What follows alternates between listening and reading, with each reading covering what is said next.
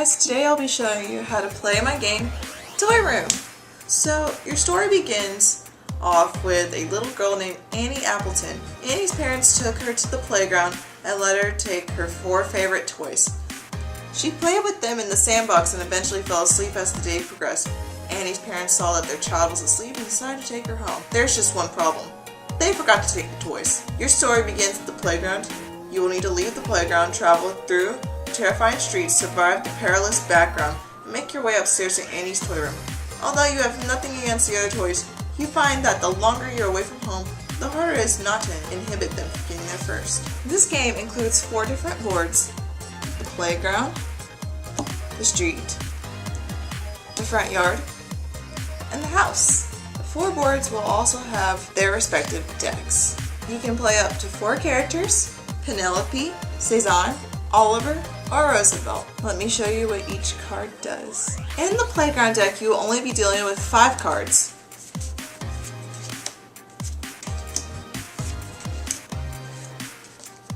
Kit cards let you lose 5 HP and you go back 2 spaces. Help cards let you gain 1 HP.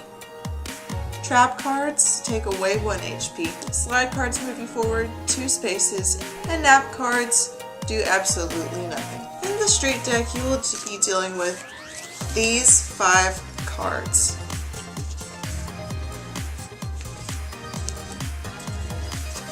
You've already seen the kick cards.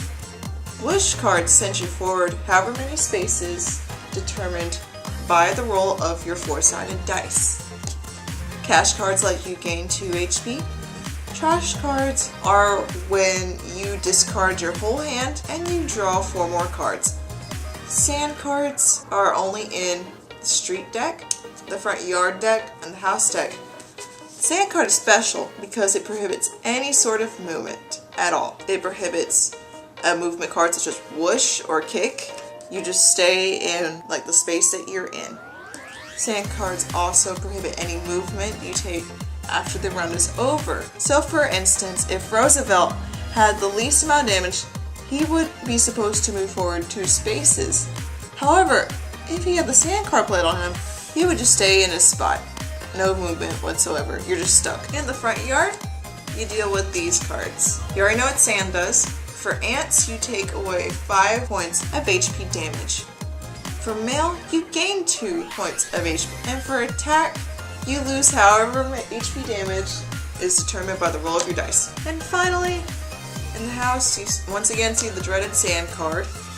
And you deal with these other 4 cards. The climb card lets you go forward 3 spaces. The snack card lets you gain back 5 HP. The swap card lets you lose 2 HP. And the fall card lets you go back however many spaces that you determine by the roll of your dice. And that's all the cards in the game. Now what I mean by HP are these little cubes in every bowl.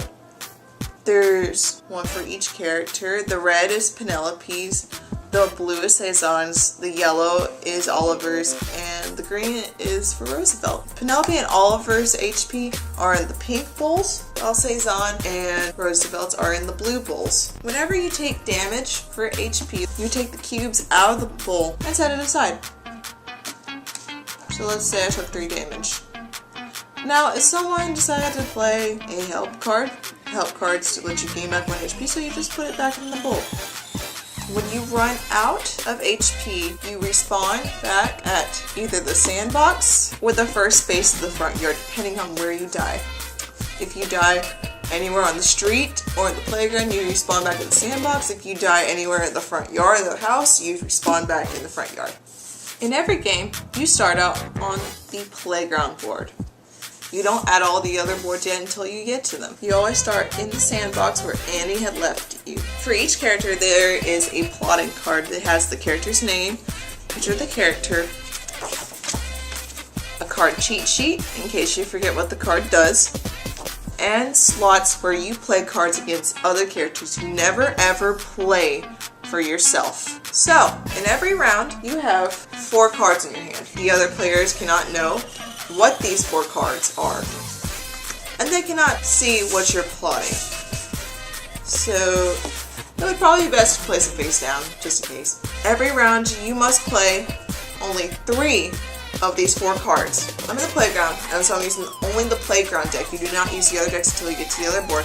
I have a help, a trap, and a nap in my hand.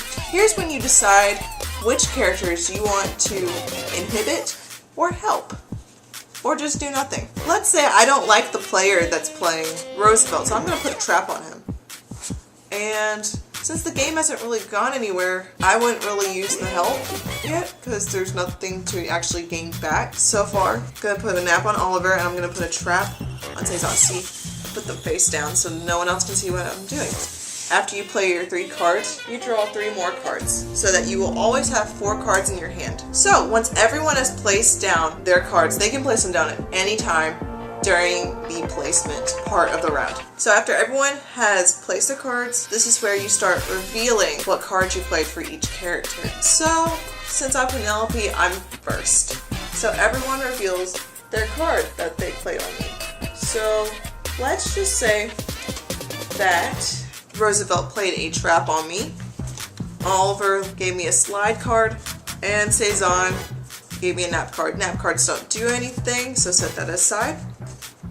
Or they can set that aside. But trap cards, that makes me lose 1 HP, so I would reach into my bowl and just take a cube out and set it off to the side. Slide cards, these let me move forward 2 spaces, so I'll go ahead and move forward 2 spaces.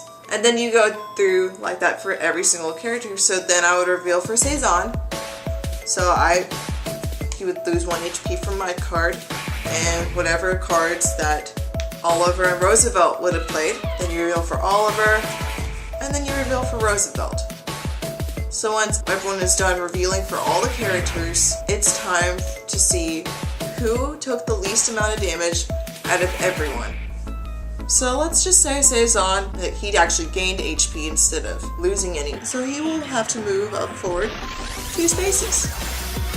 Everyone else will get to move forward 1 space. After that's done, you continue on to the next round and so on. In the case of a tie of who takes the least amount of damage, both characters or more will both move forward 2 spaces. Now, let's say that the person playing Oliver is right here. Someone plays a slide card on him. That would move him forward into the next board. At this point, you will take the next board, which is the street, and you'll place it down, and you'll be on the street. Now, since Oliver is the 3rd character to get revealed in the round, do not go ahead and shuffle the street cards into your deck. Wait till the round is over and everyone has moved so that you can shuffle the street deck into the playground deck. Now, let's say it wasn't Oliver and it was Roosevelt. Since Roosevelt's at the end, you would still have to wait till the end of the round and everyone takes that additional 1 or 2 movements to shuffle the cards into your deck. I would also like to note that it's important whenever you're shuffling new decks into your current deck to also reshuffle your discard deck back into your main deck. And thus the game continues on when you add more boards and more decks. The game gets more challenging as you add more and more variety of cards that let the other players inhibit your character more, and vice versa. So, how do you win this game? You win this game by making it all the way to the toy chest in the house. Any toy chest. At that point, you would have successfully traveled from the gray depths of the sandbox, survived human traffic laws on the street, escaped the dog in the front yard, and scaled your way up the steps in the house. And you'll return to Annie. Yeah, that's basically it. It's a semi-strategic hard race game. I hope you look forward to it. And it was great showing my game off to you. I'm really proud of it.